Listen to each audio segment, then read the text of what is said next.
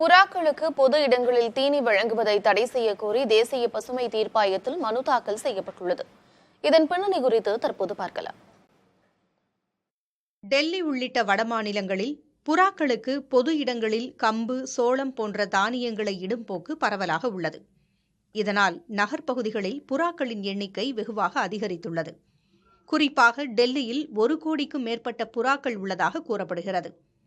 பொது இடங்களில் பறந்து திரியும் புறாக்கள் இடும் எச்சங்களால் நுரையீரல் பாதிக்கப்பட்டு சுவாச கோளாறுகள் அதிக அளவில் ஏற்படுவதாக மருத்துவ ஆய்வுகள் தெரிவிக்கின்றன.